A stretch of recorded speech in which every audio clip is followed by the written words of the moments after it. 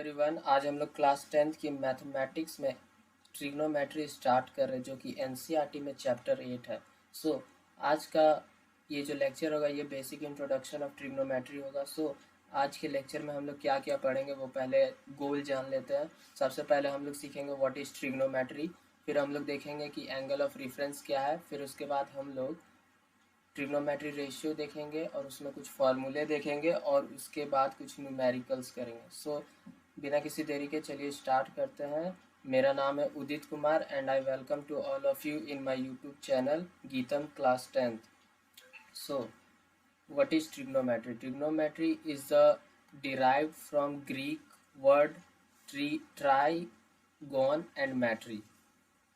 मैं पेंसिल लेकर आपको समझा देता हूँ।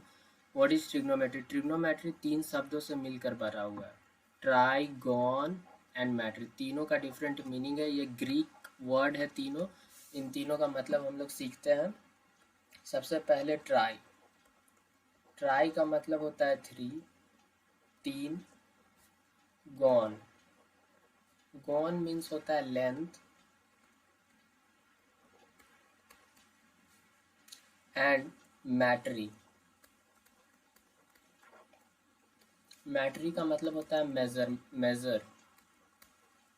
सो बेसिकली ट्रिग्नोमेट्री है क्या? Trigonometry is the study of relation between the sides and angle of a triangle. तो ट्रिग्नोमेट्री में एंगल और साइड्स का रिलेशन को स्टडी करते हैं। पूरा ट्रिग्नोमेट्री में एक राइट एंगल ट्राइंगल आपको मिलेगा और उसके एंगल और साइड का स्टडी करेंगे हम लोग। बस यही ट्रिग्नोमेट्री है। आगे हम लोग बढ़ते हैं। Angle of reference. Angle of reference क्या है? इसमें डेफिनेशन की ज़रूरत नहीं है, बस समझना है आपको कि एंगल ऑफ रेफरेंस क्या है। मैं पहले इस राइट एंगल ट्रायंगल का नामकरण कर देता हूँ। लेट सपोज ये ए है, बी एंड सी। ये 90 डिग्री वाला एंगल होगा और ये 2 एंगल होगा। यहाँ पे एक मैं नया वर्ड इंट्रोड्यूस कर रहा हूँ, थीटा। थीटा के बारे में कुछ बता देता हूँ। थीटा जो है ये भी एक ग्रीक लेटर है। थीटा एक ग्रीक लेटर है। ओके, इसका यूज़ हम लोग एंगल के लिए करते हैं। एंगल में हम लोग जब भी ट्रिग्नोमेट्री पढ़ते हैं तो एंगल में हम लोग थीटा का यूज़ करते हैं। ओके, रेफरेंस एंगल क्या है? लेट हम लोग मान ले रहे हैं कि यहाँ पे ए जो है रेफरेंस एंगल है। मान रहे हैं, आप सी को भी मान सकते हैं, ए या सी को, क्योंकि एंगल बी जो है वो तो फिक्स है 90 डिग्री। तो एंगल ए या सी को हम मान सकते हैं यहाँ पे रेफरेंस एंगल। इफ़ अगर हम लोग ए को रेफरेंस एंगल मान रहे हैं तो इससे जो साइड सटा होता है उसको हम लोग बेस कहते हैं, जो लगा होता है उसको बेस कहते हैं, और इसके जस्ट अपोजिट वाले साइड को परपेंडिकुलर कहते हैं।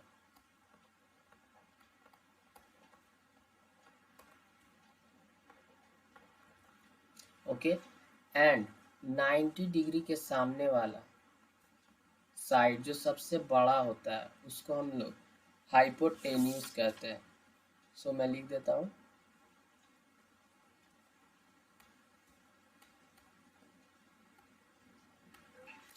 इसे हम लोग कैपिटल P से डिनोट करते हैं, इसे कैपिटल B से, और इसे कैपिटल H से। ओके, यही है। अगर हम लोग रेफरेंस एंगल A को मान रहे हैं तो उसके जस्ट सामने वाला साइड परपेंडिकुलर होगा, उससे जो साइड लगा होगा वो बेस होगा, और 90 डिग्री के सामने वाला साइड जो सबसे बड़ा होगा उसको हाइपोटेन्यूज कहते हैं। अगर रेफरेंस एंगल हम इसे मानते हैं एंगल सी को, तो उससे सामने वाला साइड, यानी कि मैं पेन का कलर चेंज कर लेता हूँ, इससे आपको आसानी होगी। अगर यहाँ पे लेट सी को हम रेफरेंस मान लेते हैं तो सी के सामने वाला साइड जो होता वो हम लोग का परपेंडिकुलर हो जाता, और 90 डिग्री के सामने वाला तो हाइपोटेन्यूज एज इट इज होगा, और इससे जो साइड लगा हुआ है मीन्स ये वाला, उस कंडीशन में ये बेस हो जाता है। ट्रिग्नोमेट्री रेशियो ये बहुत इंपॉर्टेंट है, आपको याद रखना है इसे। सो ट्रिग्नोमेट्री रेशियो आखिर कहते किसे? Ratio of side of right triangle with respect to its acute angle is called trigonometry ratio of the angle. So side of a right triangle with respect to acute angle, यही trigonometry ratio of the angle होता है। ये मैं आपको समझाता हूँ। ये angle 90 degree fix है, ये एंगल मान लेते हैं हम, ये ए है, ये बी है एंड ये सी है। तो यहाँ पे बोला है with respect to its acute angle. So angle a and angle c जो होगा यहाँ पे नेसेसरी है कि दोनों एक्यूट होना चाहिए, एक्यूट एंगल होना चाहिए। अब एक्यूट ही क्यों होना चाहिए? क्योंकि हम लोग जानते हैं, प्रीवियस क्लासेस में हम लोग पढ़े हैं कि ट्रायंगल के तीनों एंगल का जो सम होता है वो 180 डिग्री के बराबर होता है। जैसे यहाँ पे जो एंगल बी है वो फिक्स है 90 डिग्री। अब हमें टोटल 180 के बराबर चाहिए, तो यहाँ पे 90 तो ले नहीं सकते, 90 से छोटा होना चाहिए तभी 180 होगा, यानी 45 + 45। तो ये 90 से छोटा है, तो हमें ट्रायंगल के सम वाले रूल को फॉलो करने के लिए यहाँ पे 90 से छोटा लेना पड़ा। तो 90 से छोटे वाले एंगल को ही तो हम लोग एक्यूट एंगल कहते हैं, इसीलिए यहाँ पे एक्यूट एंगल लेना पड़ता है। सो ट्रिग्नोमेट्री होते कितने हैं? यहाँ पे हम लोग 6 ट्रिग्नोमेट्री रेशियो के बारे में पढ़ेंगे। ट्रिग्नोमेट्री रेशियो को शॉर्ट फॉर्म में हम लोग टी रेशियो भी कहते हैं। सो आइए हम लोग देखते हैं कितने ट्रिग्नोमेट्री रेशियो हैं। सॉरी, यहाँ पे मैंने लिख दिया है कितने ट्रिग्नोमेट्री रेशियो हैं। पहला साइन ए, साइन, दूसरा कोसाइन, तीसरा टेंजेंट, चौथा कोसिकेंट, पांचवा सीकेंट एंड छठा कोटेंजेंट। सो साइन का फॉर्मूला होता है P/H। ए को यहाँ पे मैंने रेफरेंस एंगल लिया है, आप या तो ए को भी ले सकते थे, बी को भी ले सकते थे, क्योंकि सी तो फिक्स है 90 डिग्री। ओके तो साइन का फॉर्मूला होता है P/H। ए यहाँ पे रेफरेंस एंगल है, तो मैंने आपको बताया दिया था पहले भी, अगर ए रेफरेंस एंगल है तो इसके सामने वाला साइड परपेंडिकुलर होगा, इससे जो साइड लगा हुआ है वो बेस होगा, और 90 डिग्री के सामने वाला साइड हाइपोटेन्यूज होगा। ओके, तो साइन का फॉर्मूला होता है P/H, कोसाइन का फॉर्मूला होता है B/H। ये साइड्स, P क्या है यहाँ पे BC, और H क्या है यहाँ पे AB। इस तरह से सारा का फॉर्मूला होता है। सो साइन को शॉर्ट फॉर्म में हम लोग सिर्फ SIN भी लिख सकते हैं, साइन ए। ये शॉर्ट है, आपको इसी का यूज़ करना है। ये मैंने लिख दिया है क्योंकि NCERT में भी लिखा हुआ है। और कोसाइन को हम लोग कॉस लिख सकते हैं, टेंजेंट को टैन लिख सकते हैं, कोसिकेंट को कोसाइन लिख सकते हैं, सीकेंट को सेक लिख सकते हैं, और कोटेंजेंट को कॉट लिख सकते हैं। ये शॉर्ट फॉर्म होते हैं, इसमें ई को हटा दिया जाता है, सिर्फ ये होता है कोसाइन का कॉस है, टेंजेंट का टैन, कोसिकेंट का कोसाइन, सीकेंट का सेक, कोटेंजेंट का कॉट। ये एक शॉर्ट फॉर्म है, इसी का हम लोग को यूज़ करना है, ना कि ये बड़े वाले का। सो ये जो P/H है, B/H है, ये तो याद करना पड़ेगा क्योंकि एग्ज़ाम में हमें इसका यूज़ आएगा। सो इसे याद कैसे करें? तो मैं एक ट्रिक बता रहा हूँ आपको, याद करने में इससे आसानी होगी। सो याद रखना है कि साइन मैं एंगल यहाँ पे ए ही रहने देता हूँ। साइन ए जो है वो P/H है, तो आप याद रखना कि P से याद रखना पापा और H से लिखना है। सो जब भी आप साइन ए सोचो कि साइन ए का फॉर्मूला क्या होता है, तो सोचना पापा है, तो P/H आ जाएगा। उसी तरह कॉस ए जब सोचो तो B/H बेस अपॉन हाइपोटेन्यूज, तो इसका शॉर्ट ट्रिक है बेटा है। तो कॉस के बारे में जब भी सोचना तो बेटा है। फिर बारी आती है टैन की, तो टैन में P/B होता है, तो इसमें पापा बेटा यहाँ पे रिलेशन। तो साइन है जब भी आप सोचना तो पापा है, कॉस है जब भी आप सोचना तो बेटा है, और टैन है जब भी सोचना तो पापा बेटा। सो ये तो हो गया। और आप अगर ध्यान से देखें तो यहाँ पे जो साइन है, साइन में देखिए P/H है, तो कोसाइन में जो है H/P है, सीधे इसका उल्टा, यानी साइन जो है कोसाइन का रेसिप्रोकल है। ये मीन्स ये दोनों एक दूसरे के रेसिप्रोकल हैं। और कॉस यहाँ पे आप देखिए कॉस B/H है, तो सेक जो है H/B है, इसका उल्टा, यानी कॉस जो है वो सेक से रिलेशन है इसका। इसी प्रकार टैन का जो रिलेशन है वो कॉट से है। सो अगर आप इसका फॉर्मूला याद कर लेते हैं, साइन ए का पापा है, तो आपको अगर कॉसेक कोई पूछे, कॉसेक जो इसका रेसिप्रोकल है यहाँ पे, कॉसेक सॉरी कोसाइन, मैं इसे इरेज कर लेता हूँ। अगर आपसे कोई कोसाइन पूछे जो कि रेसिप्रोकल होता है साइन का, तो साइन अगर पापा है तो इसका जस्ट अपोजिट कर देंगे, H/P हो जाएगा। वही यहाँ पे लिखा हुआ है यहाँ पे। और अगर आपसे कोई सेक पूछ दे, तो ये तो कॉस का रेसिप्रोकल है, तो कॉस बेटा है, तो इसका H/B हो जाएगा। और कॉट टैन का रेसिप्रोकल है, तो B/P हो जाएगा। तो ये रिलेशन आपको याद रखना बहुत ज़रूरी है, इसे आप याद कर लें। यहाँ पे मैंने रिलेशन लिख भी दिया है। साइन ए जो है रेसिप्रोकल है 1/cos ए, और cos ए 1/sec है, रेसिप्रोकल जो रिलेशन है। और एक इम्पॉर्टेंट रिलेशन ये वाला है, tan ए जो होता है ratio of sine A by cos ए होता है। ओके, आपको ये सारे रिलेशन याद होने चाहिए। ये आप प्रूफ भी करके देख सकते हैं। एक मैं प्रूफ कर देता हूँ।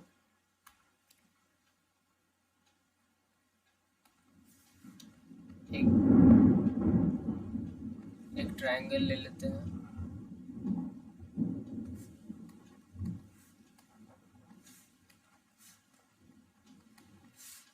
यहाँ पे tan ए हम लोग देख लेते हैं। tan ए यहाँ पे क्या होगा, P/B। ये यहाँ पे रेफरेंस एंगल मैंने लिया, तो ये परपेंडिकुलर हो जाएगा, और इससे जो साइड लगा हुआ है वो बेस हो जाएगा। तो P क्या होगा यहाँ पे BC, और बेस क्या है यहाँ पे AB। ओके, तो दोनों तरफ हम ऊपर नीचे क्या करते हैं, AC से डिवाइड कर देते हैं, BC/AC और AB/AC।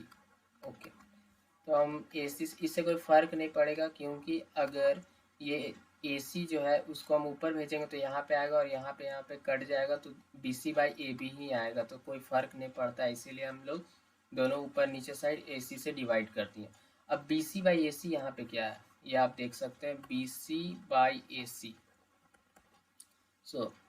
BC/AC क्या है, तो BC यहाँ पे क्या है, P है, और ये तो 90 डिग्री है यहाँ पे, तो इसके सामने वाला क्या होगा, हाइपोटेन्यूज। तो BC तो यहाँ पे P था, और AC क्या है यहाँ पे H है, तो P/H क्या होता है, पापा है, तो यहाँ पे ये क्या है, साइन ए का फॉर्मूला हो गया। तो यहाँ पे देखिए साइन ए आ गया ऊपर, और AB/AC, AB/AC, तो AB क्या है यहाँ पे, AB B है, और AC H है, तो B/H क्या होता है, कॉस। यहाँ पे कॉस आ गया। इस तरह से आप सारे रिलेशंस को प्रूव भी कर सकते हैं। सो आगे की ओर हम लोग बढ़ते हैं। अब कुछ इंपॉर्टेंट पॉइंट्स, ये इंपॉर्टेंट पॉइंट्स मैं आपको इसीलिए बता रहा हूँ क्योंकि जब आप एनसीईआरटी की 8.1 खोलेंगे तो आपको इनका यूज़ पड़ेगा। जो साइन ए कॉस ए होता है वो ऑलवेज लेस देन 1 होता है। क्यों होता है? क्योंकि देख लेते हैं हम लोग। साइन ए होता है p/h, और जो राइट एंगल ट्रायंगल में जो हाइपोटेन्यूस होता है वो सबसे बड़ा साइड होता है। तो अगर नीचे बड़ा साइड है और ऊपर छोटा साइज है तो वो लेस देन 1 ही आएगा। क्यों? देख लेते हैं, जैसे कि ऊपर में लेट सपोज 4 है और नीचे 5 है, तो अगर 5 से 4 को डिवाइड देते हैं तो 0.8 बार में ये कटेगा, तो 1 से लेस देन हो गया। सेम कॉस के लिए भी होगा, तो इसलिए साइन और कॉस जो होता है लेस देन 1 होता है इनका रेशियो। जो वैल्यू होता है रेशियो का, मीन्स साइन जो p/h आता है वो हमेशा 1 से छोटा होता है, और कॉस ए भी होता है जो उसका भी रेशियो जो b/h होता है वो लेस देन 1 होता है। उसी प्रकार कॉसे के और से के उनका जो रेशियो होता है देख लेते हैं। जैसे कॉसे के इसका रेशियो h/p होता है, तो h बड़ा है और p छोटा है। जैसे कि यहाँ पे जो हम लोग लिए उसी का उल्टा कर देते हैं, 5/4। तो 4 से 5 को जब हम डिवाइड मारेंगे तो 1 से कुछ ज़्यादा आ रहा है, इसीलिए 1 से ग्रेटर देन होता है ये। और tan ए और cot A depends on given value, इसका कोई फिक्स नहीं क्योंकि p/b होता है, दोनों कुछ भी हो सकता है, इसीलिए उस पर डिपेंड करता है। और एक लास्ट पॉइंट, जितने भी ट्रिग्नोमेट्री, जो भी 6 ट्रिग्नोमेट्री रेशियो हम लोगों ने पढ़ा, साइन ए या cos a, tan a, cosec a, sec a and cot a, तो इसमें जो ये साइन ए है ये प्रोडक्ट में नहीं है, ये गुना में नहीं है, ये एंगल को डिनोट करता है और ये एक तरह का एब्रीविएशन, इसीलिए ये प्रोडक्ट में नहीं है, ये याद रखना है। चलिए अब हम लोग कुछ न्यूमेरिकल्स देख लेते हैं। सो फर्स्ट क्वेश्चन गिवन है tan a equal to 4/3। So tan a हम लोगों ने क्या पढ़ा, p/b होता है। क्या होता है? tan a p/b, यानी p का वैल्यू अगर हम इससे देखें तो p का वैल्यू हमें थोड़ा सा इसे इरेज कर लेते हैं। सो हम यहाँ पे देखें कि p का जो वैल्यू है वो हमें कितना मिला, 4, और b का जो वैल्यू है वो हमें मिला कितना, 3। सो यहाँ पे एंगल ऑफ रेफरेंस क्या है, a, तो a के सामने वाला साइड p हो जाएगा और उससे जो साइड लगा हुआ है वो b हो जाएगा। तो p का वैल्यू हमें पता है 4 और b का वैल्यू हम लोग को पता है 3। सो हमें बाकी के ट्रिग्नोमेट्री रेशियो निकालना है। तो बाकी के ट्रिग्नोमेट्री रेशियो निकालते समय हमें h की भी ज़रूरत पड़ेगी।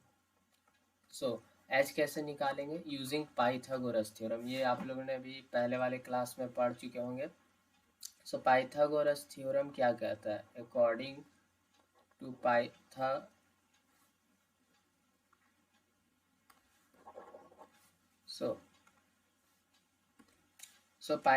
थ्योरम क्या कहता है, पाइथागोरस थ्योरम मैं शॉर्ट फॉर्म में लिख रहा हूँ कि जो हाइपोटेन्यूस का स्क्वायर होता है वो परपेंडिकुलर के स्क्वायर प्लस बेस के स्क्वायर के बराबर होता है। तो जब हम h को यहाँ पे स्क्वायर हटाएंगे तो अंडर रूट आएगा, p² plus b²।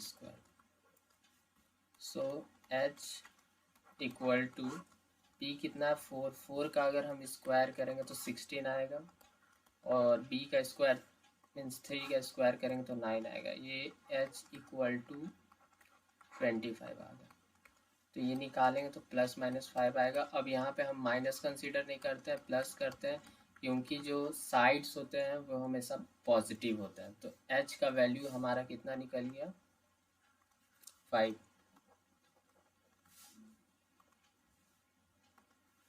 So h हमें कितना मिला, 5। तो बाकी के ट्रिग्नोमेट्री रेशियो निकालना आपको कोई बड़ी बात नहीं है, बस फॉर्मूला हमें याद होना चाहिए। सो चलिए लिख देते हैं first of all sign A,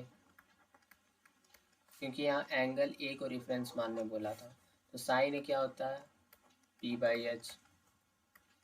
P कितना है 4, एच कितना है 5, कॉस ए, कॉस कितना A B by H, B कितना दिया हुआ है 3, एच कितना दिया हुआ है 5, टेन है तो वो तो हमें पता ही था 4/3, और बाकी कोसाइन, कोसाइन तो साइन का रेसिप्रोकल होता है एच बाई पी, तो यहाँ पे हम 5/4 लिख देंगे। सेक एच बाई बी, तो यहाँ पे 5/3 आ जाएगा। और कॉट जो कि होता है टेन का रेसिप्रोकल पी बाई बी, तो यहाँ पे बी बाई पी हो जाएगा। तो 3/4। तो हम लोगों ने 6 ट्रिग्नोमेट्री रेशियो निकाल दिया। आई होप आप लोग को ये वाला क्वेश्चन समझ में आ गया होगा। ऐसा क्वेश्चन ट्रिग्नोमेट्री का जो है एनसीईआरटी में दिया हुआ है, आप लोग देख सकते हैं। आप लोग स्क्रीनशॉट ले लें इसका या नोट कर लें। सो आगे की ओर बढ़ते हैं, एक और क्वेश्चन देखते हैं। सो ये क्वेश्चन दिया हुआ है, आप लोग चाहे तो पॉज करके ट्राई कर सकते हैं। चलिए मैं स्टार्ट करता हूँ सॉल्यूशन। सो पहला हमें क्या फाइंड करना है, cos square theta plus sine square theta. ठीक है, तो थीटा यहाँ पे क्या है, रिफरेंस एंगल। सो इसके सामने वाला जो साइड होगा वो परपेंडिकुलर होगा, इससे जो साइड लगा होगा वो बेस होगा, और ये जो होगा 90 डिग्री के सामने वाला सबसे बड़ा साइड वो हाइपोटेन्यूस होगा। तो यहाँ पे दिया भी है ए बी का वैल्यू 29, तो लिख देते हैं ए बी का वैल्यू 29, और बी सी का वैल्यू 21 दिया हुआ है, बी सी ये है 21। ठीक है, और बस और कुछ नहीं दिया हुआ, और यहाँ पे थीटा ये एंगल बी दिया हुआ था, ये एंगल बी जो था वही थीटा था, यहाँ पे मिस्टेक था वहाँ पे। सो अब हम देखते हैं कॉस स्क्वायर थीटा, थीटा तो कॉस क्या होता है बी बाई एच, तो यहाँ बी बाई एच का होल स्क्वायर, और साइन थीटा क्या होता है P by H, P by H का होल स्क्वायर। ओके, तो हमें b तो पता है, h भी पता है, लेकिन p नहीं पता है यहाँ पे। तो ये वाला पूरा फाइंड करने के लिए हमें p निकालना पड़ेगा। तो p कैसे निकालेंगे, using Pythagoras theorem. So Pythagoras theorem यहाँ पे लगा लेंगे, तो क्या होता है H square equal to P square plus B square. तो h जो होगा पी स्क्वायर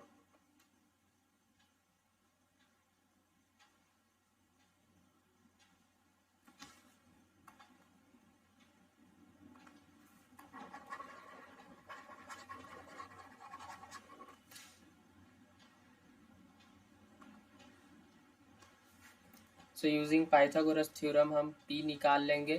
तो यहाँ पे देखते हैं Pythagoras theorem. So H square equal to P square plus B square, तो हमें p निकालना है। तो p जो होगा बी स्क्वायर को लेफ्ट साइड ले जाएंगे, तो H square minus B square, p under root H square minus B square. So h कितना है 29, और b कितना है 21। सो आपने प्रीवियस क्लासेस में एक चीज़ पढ़ा होगा, ए स्क्वायर माइनस बी स्क्वायर जो होता है ए प्लस बी इंटू ए माइनस बी होता है प्रोडक्ट। यहाँ पे भी इसको a मान लें, इसको b मान लें, तो a plus A square minus B square का फॉर्मूला यहाँ पे लग जाएगा। तो यहाँ पे हम लोग अप्लाई कर देते हैं ए स्क्वायर माइनस बी स्क्वायर का फॉर्मूला। तो यहाँ पे जो p आएगा वो 29 प्लस 21 इंटू 29 माइनस 21 आएगा। सो 9 + 1 10, 2 2 + 4, 2 + 2 4, एक 5, और यहाँ पे 8 बचेगा। सो ये कितना हो गया 400। इससे हम 20 इंटू 20 लिख सकते हैं, और जब रूट में पेयर बनता है तो एक निकल जाता है। सो हमें p का वैल्यू मिल चुका है 20। तो अब आसानी से हम लोग फाइंड कर सकते हैं, p का वैल्यू हमें मिल चुका है 20। तो सो यहाँ पे बस पुट करना और कोई बात नहीं है। सो b कितना दिया हुआ है 21, h कितना है 29, इसका होल स्क्वायर कर देंगे। p कितना दिया हुआ है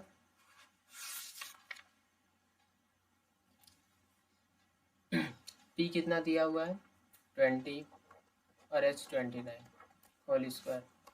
सो इसको सॉल्व करेंगे। सो इसे हम 29 को नीचे रख लेंगे, 29 का होल स्क्वायर, एलसीएम ले लेंगे, और ऊपर बचेगा 21 का होल स्क्वायर प्लस 20 का होल स्क्वायर।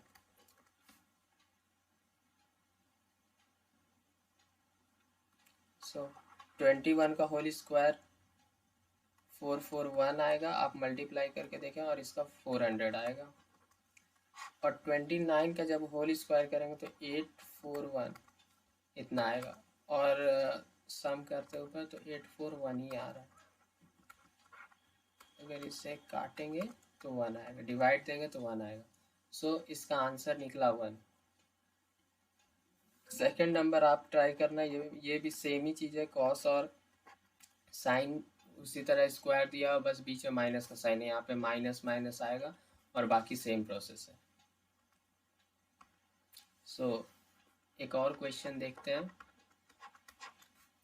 यहाँ पे एक राइट एंगल ट्रायंगल दिया हुआ है OPQ, जहाँ पे OP का वैल्यू दिया हुआ है कितना 7 सेंटीमीटर, एंड OQ जो है, OQ नहीं पता और कुछ नहीं दिया हुआ, और यहाँ पे Q को, ये जो एंगल है इसे रेफरेंस एंगल दिया गया है। कैसे पता चला, क्योंकि determine the value of sine Q and cos Q, sine Q और कॉस Q निकालना है।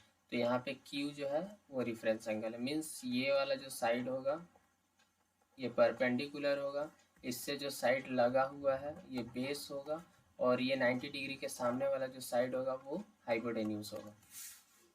सो हमें साइन Q निकालना है। तो साइन Q निकालने के लिए हमें मीन्स P/H, तो हमें P तो पता है, P मीन्स PQ, ये वाला साइड, PO एंड H जो है OQ। तो PO तो हमें पता है 7 सेंटीमीटर दिया हुआ है, और OQ जो है OQ ये हमें नहीं पता, तो इससे हमें फाइंड करना पड़ेगा। एंड कॉस Q भी जब हम निकालेंगे तो ये होता है B/H। तो B कितना है PQ एंड H OQ, ये दोनों हमें नहीं पता, ये दोनों निकालना पड़ेगा। तो चलिए स्टार्ट करते हैं। सो यहाँ पे हम लोग पाइथागोरस थ्योरम का यूज़ करेंगे। सो पाइथागोरस थ्योरम लगाएंगे, h square equal to p square plus b square. So h square यहाँ पे कितना है OQ का होल स्क्वायर, एंड p कितना है PQ का whole square, and b is PO whole square. So OQ यहाँ पे कुछ रिलेशन दिया हुआ है, OQ minus PQ equal to 1। तो OQ को हम 1 प्लस PQ यहाँ पे लिख देते हैं। ऐसा हम इसलिए कर रहे हैं क्योंकि PQ यहाँ पहले से दिया हुआ है, यहाँ भी PQ आ जाएगा, और PO का वैल्यू दिया हुआ है, तो हमें यहाँ पे PQ का वैल्यू निकल जाएगा। तो OQ को हम 1 प्लस PQ लिख देते हैं, इसका होल स्क्वायर, इधर भी PQ का होल स्क्वायर, और इधर PO का होल स्क्वायर। सो इसे A प्लस B का होल स्क्वायर में तोड़ देंगे। सो A प्लस B का होल स्क्वायर होता है A square plus B square plus 2AB। तो A कितना है यहाँ पे 1 PQ whole square plus 2 into 1 into PQ। इधर साइड पी क्यू का whole square into P U तो हमें पता है कितना है 7 सेंटीमीटर, तो यहाँ 7 का होल स्क्वायर। सो पी क्यू होल स्क्वायर दोनों साइड है तो ये कट जाएगा, यहाँ पे 1 प्लस 2 इंटू पी क्यू बचेगा और उधर 49।